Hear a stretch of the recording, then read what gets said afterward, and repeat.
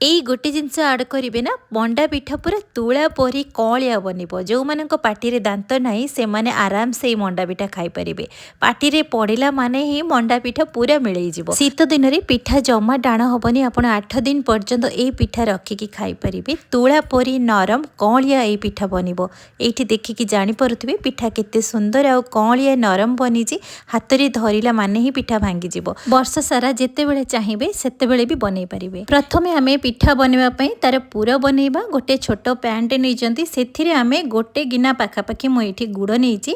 गुड़ को मेल्ट करके फुटेबा। बेसी फुटेबेनी जस्ट गुड़ फुटी आसले आम से गोटे नड़िया को भांगिकी मुझे तार नड़िया कोर आड करी। आपण क्वांटिटी हिसाब से बेसी कम करें।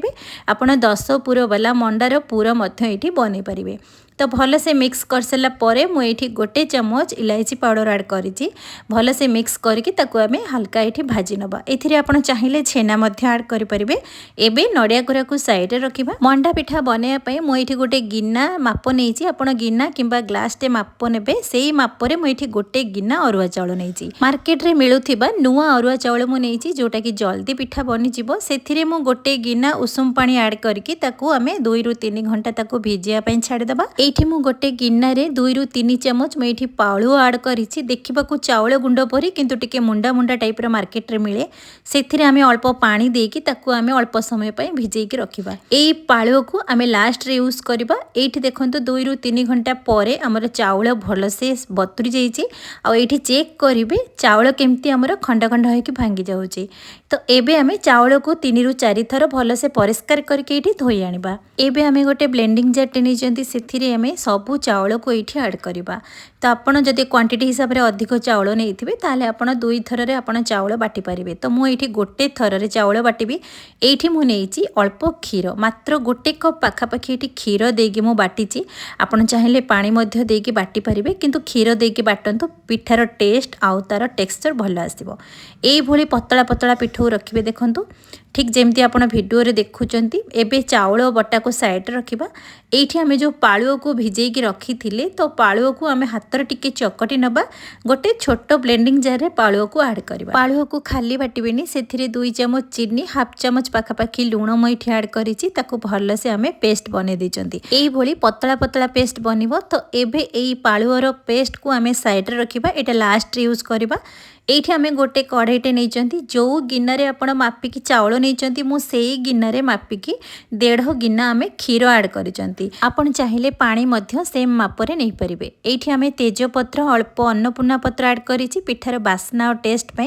क्षीर भल से टिके गरम हो आसले ये गोटे हाथ में आप चाउल बटा को ढालिबे आउ गोटे हाथ में एमती गोलौथे। गैस रो फ्लेम को स्लो मीडियम रे रखिबे। हाई करिवेनी कि बेसी स्लो करिवेनी। चाउल बटार आम जंतुणी दे सारा पर ये आम आड कर पालुओ को जो आम बाटी थे से पालुओर पेस्ट को ये आड करवा।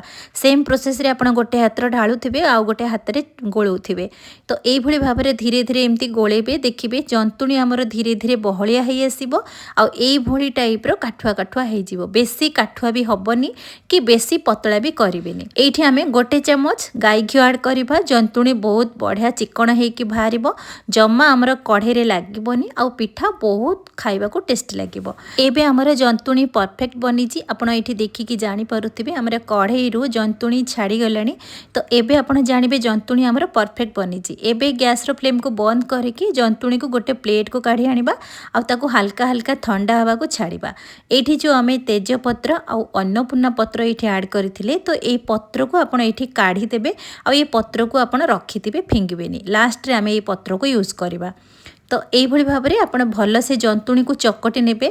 हल्का टिके पानी हाथ किंबा घी हाथ करके आप जंतुणी को भल से चकटी नेबे। एबे हाथ रे अल्प पानी किंबा तेल टिके लगेकी आपण यही भाव में जंतुणी को लेकिन आप मंडा पिठा बनेबे।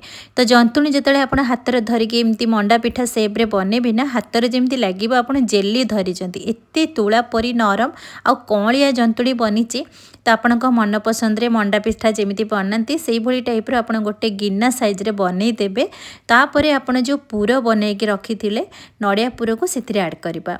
ଆପଣଙ୍କ मन पसंद रे मंडा पिठा जेकोसी साइज रे आपण एठी बनै परिबे। एई जंतुणी एते नरम बनिची आपण ध्यान रखिकी एठी मंडा पिठा गुडी को बनेबे। धीरे धीरे एई भली भाबरे जंतुणी रे मंडा पिठा बनै सला परे चारिपटे एमती कवर करिकी आपण जेकोसी शेप रे देई परिबे। तो एई भली भाबरे हमर सबु मंडा पिठा गुडी को एमती बनि गला। तो यही मंडा पिठा को चलतु एबे आमे स्टीम करवा। स्टीम करने पई आमे एठी गोटे इडली छांचर ट्रे नहीं से आपण तेल किंबा घीओ टिके ब्रश रे लगे देबे जोथि पई कि पिठा आउ ट्रे रे लागिबनी इजी रे बाहरी आसीबो। जदि तेल न लगेबे सेथिरे कदली पत्र को मध्य काटिके ऐड करि परिबे। এই जो आमे अन्नपूर्णा पत्र तेजपत्र रखी आमे इडली छांचरे पानी ऐड कर सारा परे से तेजपत्र अन्नपूर्णा पत्र को से पानी रे ऐड करिवे। पानी जतबेले फुटिबो तार बास्ना पिठा सहित पूरा मिसी जिवो। सेति पई कहिथिली तेजपत्र अन्नपूर्णा पत्र फोपाड़िबेनी। तो एठी आमे पिठा को 5 मिनिट पर्यंत ताको सिझिबा पई देबे। बेसी समय सिझेबेनी काहेकि जेहेतु आमे जंतुणी बहुत कौलिया नरम बनैचंती बेसी समय जदि पिठा को सिझेबे ताले पिठा हमर अत्यधिक फाटी जिवो। अलगा मंडा जतबेले आमे बनाती मिनिमम 15 ରୁ 20 मिनिट पर्यंत आमे सिझेई थांती किंतु एई मंडा मात्र 5 मिनिट पर्यंत आपण सिझेबे बेसी सिझेबेनी। तो ये आप देखिकी जापे पिठा केमती कौलिया आउ तुलतुलिया नरम बनीची पाटी रे पड़िला माने ही मिल आप वीडियो को देखिकी ही जापे केते सुंदर भाव में कौलिया पिठा बनीची। पालु आजिकल इजी रे मार्केट रे मिल जाउची। तो आपण ए टिप्स को फॉलो करंतु देखिबे पिठा परफेक्ट बनिबो। आज रेसिपी जदि आपण मानक पसंद आसीथिबो बिंदुरोसई चैनल को सब्सक्राइब करिवे। फेसबुक पेज रे जदि देखुथिबे फॉलो करिवे। पुणी देखा नुआ वीडियो रे से पर्यंत रहुची। नमस्कार।